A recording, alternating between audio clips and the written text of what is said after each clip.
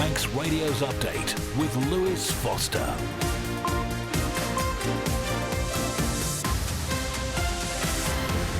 Fastamoy, good evening and welcome along to Update on Manx Radio. It's 5 o'clock on Monday the 11th of August. Time for the latest news from the Isle of Man.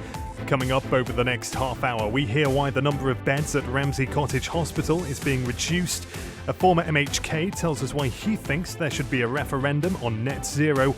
And we also have some breaking news from the National Association of Head Teachers. All of that and more coming up, plus the latest weather and what to watch out for on the roads this evening. As always, let us know your thoughts. Text 166 177 or email studio@manxradio.com.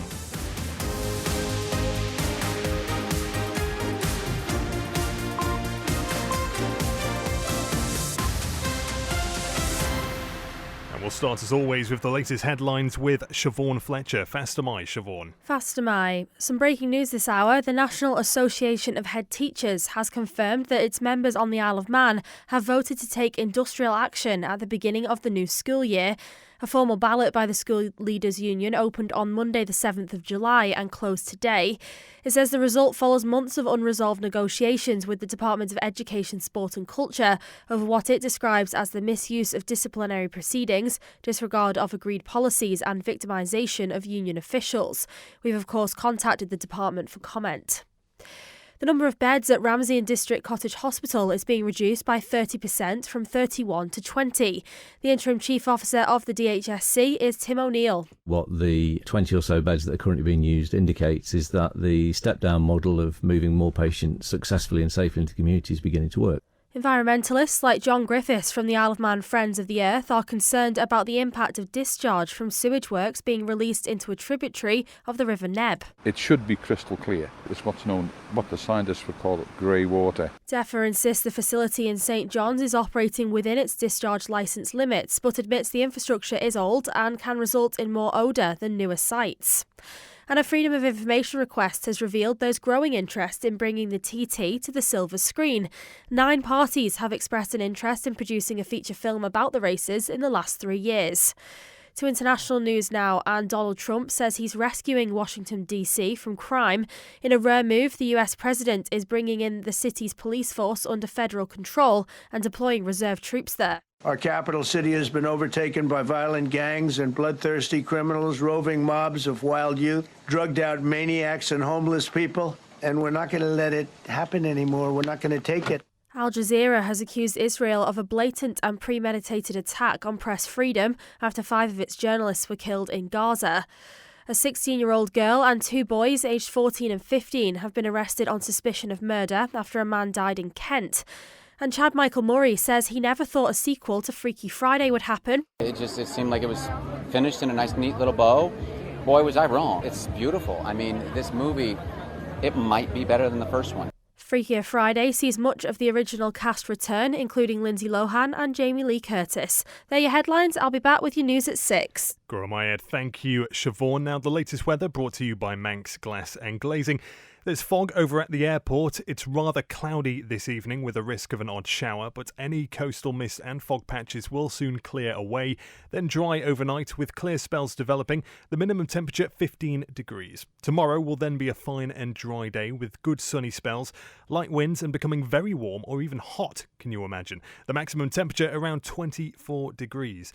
Then continuing largely dry, settled and warm for the rest of the week. Sunrise tomorrow morning at around 10 to 6 and sunset tonight at 2 minutes before 9. Manx Glass and Glazing can supply and install single, double and triple glazing. Call 674 573 or visit the showroom on the Snugborough Trading Estate. TE Carbon provide new memorial stones, grave renovations, new inscriptions and fire hearths. Visit us at Hope Street, Castletown or at Broadway, Douglas or call 844 440. TE Carbon, here when you need us. At Bond Fabrics, we're not just a fabric shop. As well as curtains and upholstery and dress and costume fabrics, we've knitting and crocheting wools, made-to-measure curtain and blind service, plus poles and tracks. Visit Strand Street, Douglas, call 611856 or see bondfabrics.in. Most builders start with a hammer and saw. Manx Construction start with ideas and imagination. For new build, extension or home office, Manx Construction offer full service from planning to completion. Call Tony on 452 688.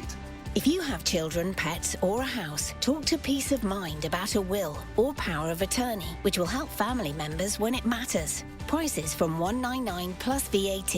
Find us on Facebook or call 632 610. You're listening to the Isle of Man's quintessential daily news and current affairs roundup. Update on Manx Radio. And the time now is 5:05. I'll just bring you an update we've received from the Isle of Man steam packet regarding an incident at Heysham earlier today. The Isle of Man steam packet says it can confirm that today's 8 o'clock departure from the Isle of Man to Heysham aborted its initial approach to Heysham port. The master ordered an aborted approach as the vessel was seen to be out of optimum approach position. This involved a sharp turn to starboard, resulting in the vessel heeling to port. As a result of the manoeuvre, the steam packet says the rolling of the vessel and the rolling of the vessel, a small number of minor injuries have been sustained on board. No emergency service response was required, it says, and this incident will be reported through the appropriate channels, and the Isle of Man steam packet says it will cooperate fully with any resulting investigation should one be deemed necessary. So that was the Manxman's approach to Heysham earlier this morning. I can tell you the Manxman left Heysham shortly after 2:30 this afternoon and is due to arrive into Douglas at 6:20. 6 minutes past 5 now. You're listening to Update on Manx Radio. The number of beds at Ramsey Cottage Hospital is being reduced by 30%. Manx Care says moving more of its inpatient rehabilitation into the community has resulted in a reduced occupancy and a reconfiguration of the Martin ward. As a result, the number of beds will be reduced from 31 to 20. Amy Griffiths reports. The healthcare provider says clinical evidence shows for people with frailty and complex needs, being in hospital is not conducive to recovery and rehabilitation, so it's trying to focus more of its efforts in providing care at home. It says various schemes since its inception in 2021 have led to a reduction in demand for long-term care thanks to effective residential rehabilitation, an increase in timely discharges and home-based recovery, and a reduction in hospital admissions from nursing homes by 65%. The changes to Martin Ward will facilitate 2 nurses to go on rotation to the frailty unit at Nobles. Manx Care says there will be no redundancies due to this reduction in bed numbers. Health Minister Claire Christian and Interim Chief Officer of the Department of Health and Social Care, Tim O'Neill, were asked about the move on Mannin Line earlier today. My understanding is that the hospital beds was not being utilised to full capacity, and I think it was about at 70% for the majority of the time. So in terms of making the efficiencies, what they're looking at is reducing that down to the 70% being fully operational and making best use of the staff. From what I understand operationally on any procedural closures, as far as I'm aware, there aren't any planned.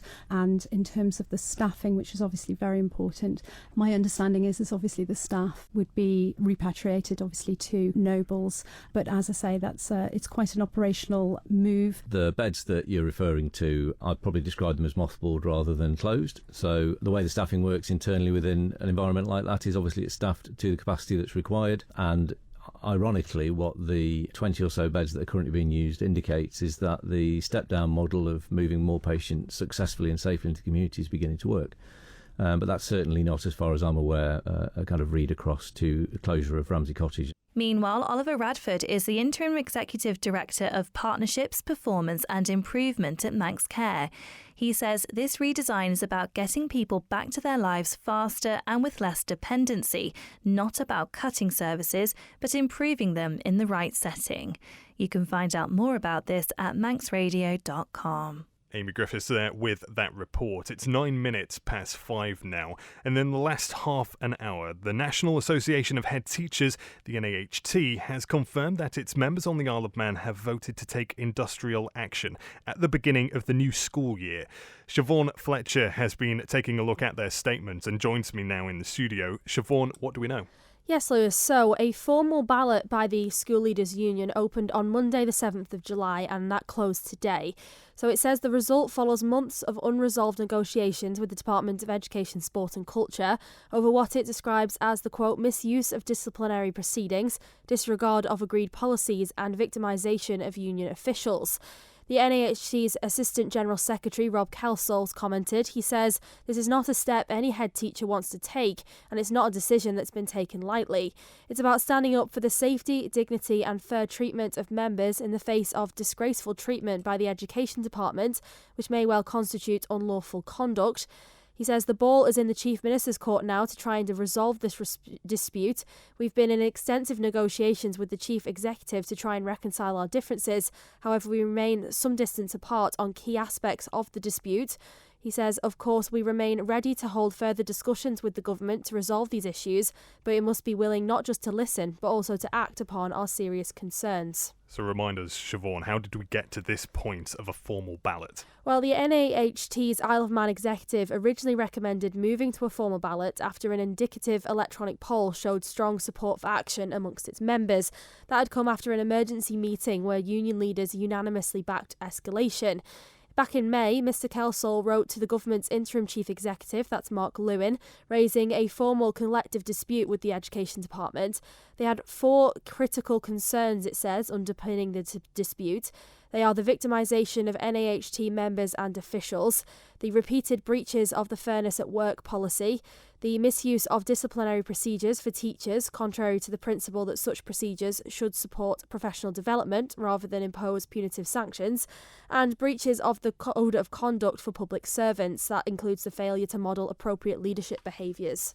Has the Education Department offered a response? So Manx Radio has contacted the DESC. We're awaiting their official response, but they have previously told us that they completely refute claims that it's breached those employment policies and professional standards, and that its priority was working constructively with the union to resolve the dispute and avoid any disruption to students, parents and schools. Like I say, we're awaiting a fresh comment on this result. We've also approached the NAHT for further comments. We've been told they won't be commenting further at this stage. Siobhan Fletcher there, Guru Mayed. Thank you for joining us, and you can find all that information over at manxradio.com. You're listening to the Isle of Man's quintessential daily news and current affairs roundup. Update on Manx Radio. At the time now, 12 minutes past 5, a former MHK is calling for a public referendum into government's climate change targets. Ex-Douglas South representative Paul Quine believes a vote should take place alongside next year's House of Keys general election. In 2022, government committed to cutting greenhouse gas emissions by 35% by 2030 and reaching net zero by 2050.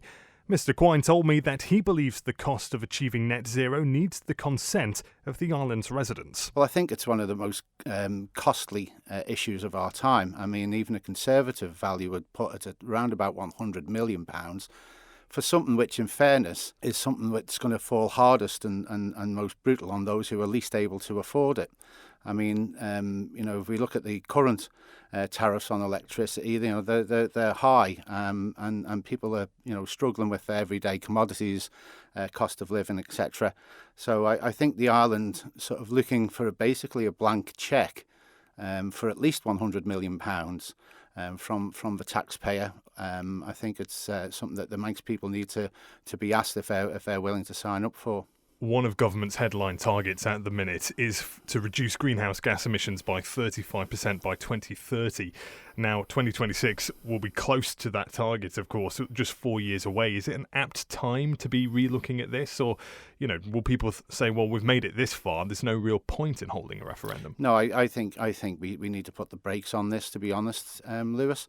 I think this current administration has driven us up to the cliff edge.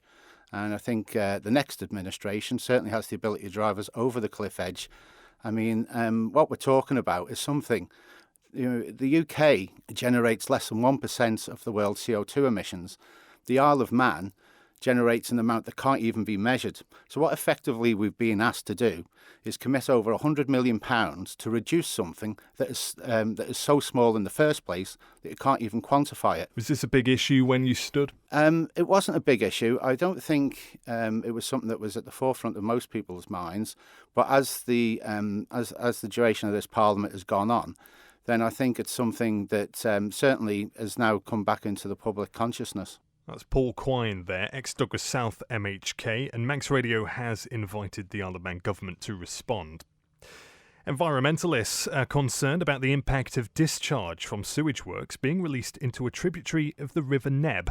John Griffiths from the Isle of Man Friends of the Earth says grey water from nearby sewage works could be having an impact on the quality of bathing water where the river enters the sea in Peel. Our John Moss went down to St John's to speak with Mr Griffiths about what's lurking in the water. There's a pipe across there. Now, first of all, where does that pipe come from? It comes from the sewage treatment plant on the other side of the river. We can see it over there. It's a sort of concrete block of a thing. Not one of the holding tanks, yeah, no. And that's been there presumably for decades. Well, decades, yeah. Now, just looking at the pipe, what's coming out of it, I can see for myself that a third of the river flowing down the Neb is grey. So what's in there? Well, it's the effluent from the treatment plant. It should be crystal clear, but as you say, it's what the scientists would call grey water. It probably contains high levels of fecal coliform, salmonella, and all the sorts of nasties that you get in sewage effluent. How long does it take to dilute in the river? I mean, what stage is it when it gets, say, down to the sea? Probably from here, 2.5 hours. It's going to be in the marina. And of course, depending on where the flat gate is, it either flows straight out into the bay or accumulates in the marina, then flows out into the bay, where it may be impacting on the bathing water standards of Peel. The plant is operated by Manx Utilities, and they have what is known as a consent to discharge, and that sets the standards for the effluent they're putting into the river. They are supposed to test it. And the other thing, of course, at the moment, St John's School is closed, so the pollution load coming into the treatment plant will be lower than what it would be, say, during the school year. Yeah, this has been reported several times in the last few years. It has to be a phased programme sewage treatment, as we've seen with the various projects that's gone on. But there's no reason why, as we say, the amount going into the treatment plant couldn't be reduced by tankering it away and disposing of it at a proper source.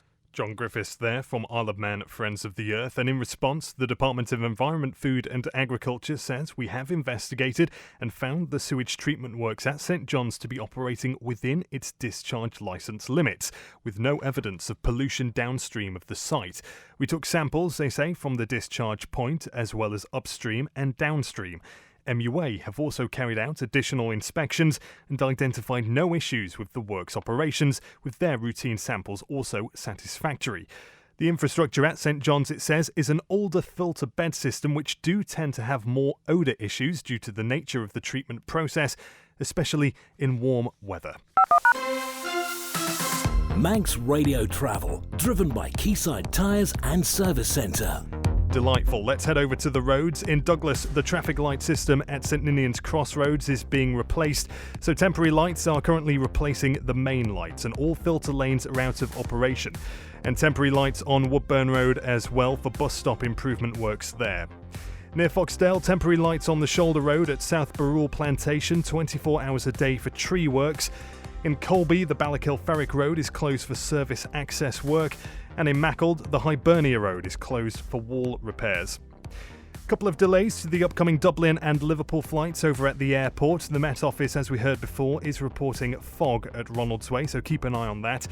On the sailings, Manxman left Heysham shortly after 2:30. It's due to arrive into Douglas at 20 past 6. Roughly the same time Manannan will arrive into Liverpool. Ask how you can spread the cost interest-free at Quayside. You're listening to the Isle of Man's quintessential daily news and current affairs roundup. Update on Manx Radio. And it's 19 minutes past 5 now. A new campaign's being launched today to highlight how local communities can help support families who are breastfeeding. Sustaining Breastfeeding Together launches in parallel with World Breastfeeding Week, but will run until the end of August.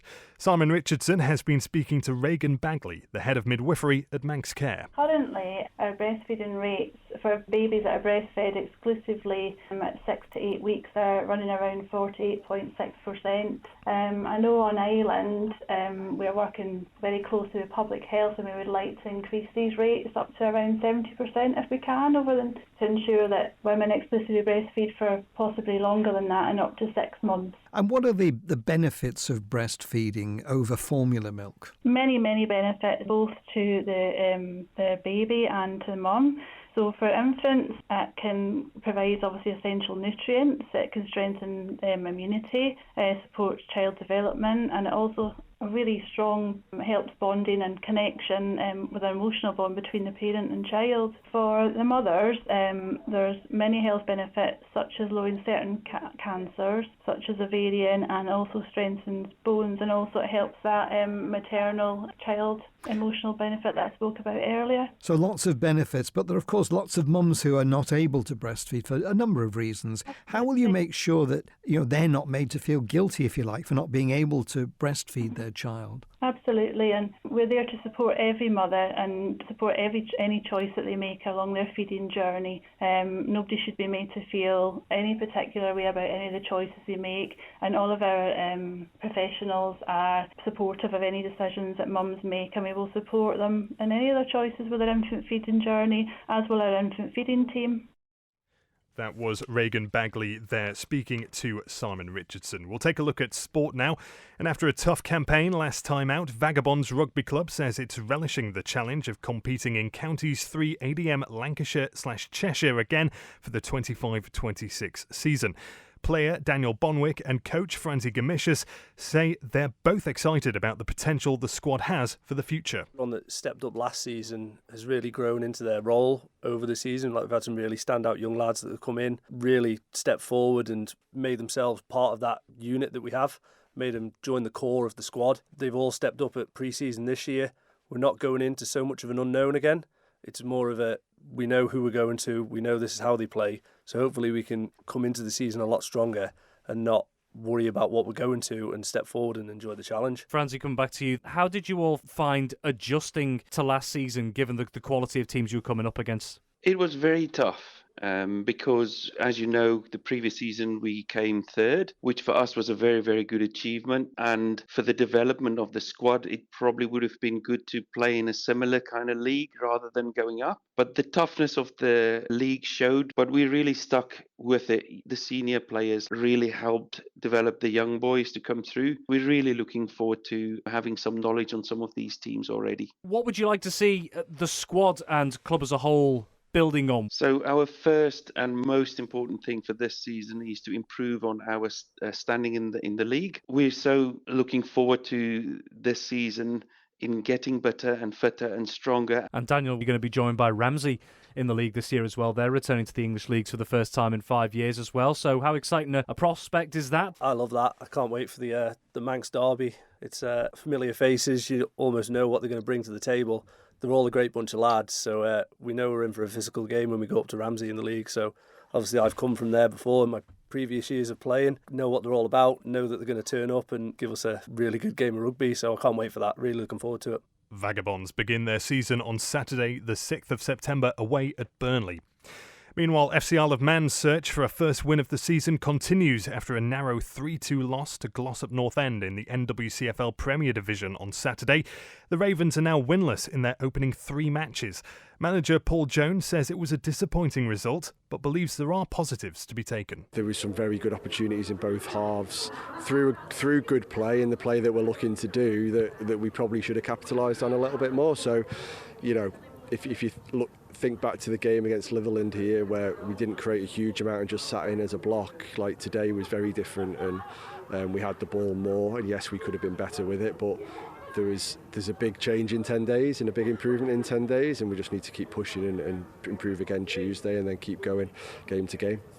Yeah, looking forward now, of course, you've got a long run of away games right up until the 30th of August as well, so what do you say or do to lift the players after a frustrating result like that, going into what is quite a long streak of away games? Yeah, I think the away games suit us at times. It means we get together and maybe less expectation, and people can just kind of go and play and grind it out, which is what we'll need to do. I think it's good for the group to get away together and spend a bit of time together, so we actually look forward to it at this time of year, I think. But they're disappointed and down, as you would be when you lose a game of football, but my job is to keep them focused and keep them positive and keep them working on the things we're asking them to do. And it's a long old season. We've only played 3 games. I think after 10 games last year we'd only won 2 or 3 games.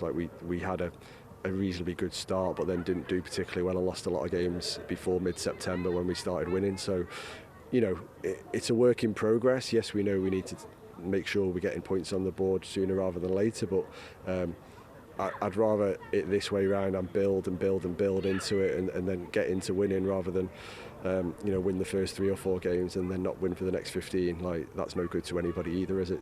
Paul Jones there speaking to our Rob Pritchard, who joins me in the studio now with the latest sporting news. Fast to my Rob. Fast to my Lewis. First off, Manx footballer Freddie O'Donoghue has signed his first professional contract with Carlisle United.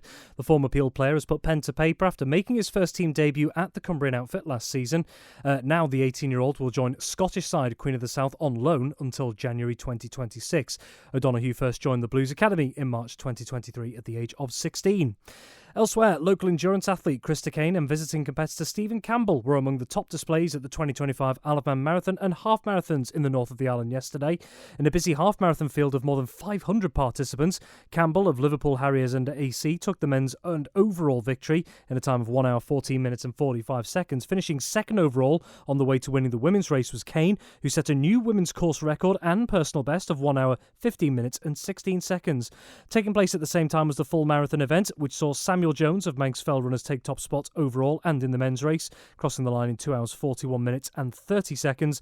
Fellow Manx Fell Runners competitor Catherine Cubban won the women's marathon competition in 3 hours 33 minutes and 28 seconds. And finally, Isle of Man triathlete Will Draper put in an improved display during his second wildcard appearance on the T100 Triathlon World Tour last weekend.